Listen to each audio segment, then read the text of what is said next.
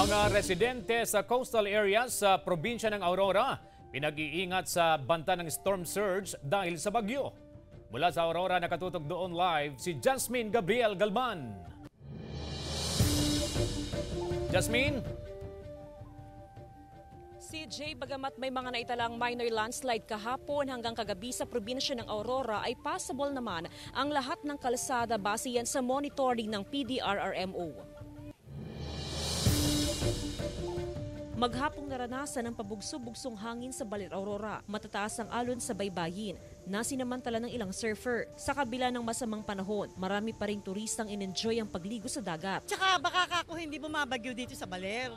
Kaya nagpunta pa rin kami, oo. Suspendido ang tourism activities sa mga baybayin sa probinsya habang nasa loob pa ng PAR ang bagyong Aghon. Ipinapatupad din ang no sailing, no fishing at no swimming policy. Pero dahil sa layo ng pinanggalingan ng mga turista at manageable naman daw ang sitwasyon sa baybayin, ay pinayagan na rin silang maligo. Pero todo bantay sila ng mga lifeguard. Bukod sa Baler, kabilang sa tinutukan ng PDRRMO ang mga bayan sa Northern Aurora dahil sa banta ng storm surge. Medyo lumalaki na rin po yung mga alon dito. Kaya nagkaroon na rin po tayo ng mga advisory na medyo pinagbabawal na rin po yung mga any activity sa dagat po.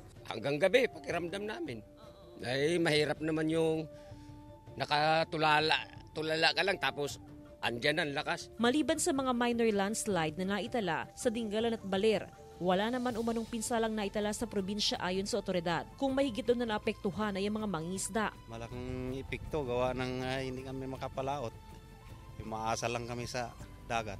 Mahigit isang linggo nang hindi nakakapalaot ang mga mangingisda dito sa bayan ng Baler. Bago pa man kasi maranasan ang epekto ni Bagyong Aghon ay mataas na ang alon sa baybayin. Sa ngayon, mananatili sa blue alert status ang buong Aurora dahil pa rin sa Bagyong Aghon.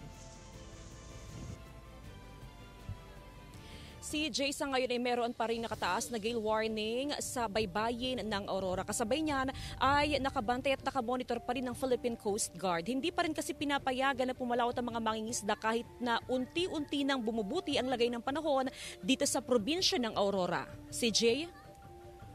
Maraming salamat, Jasmine Gabriel Galban.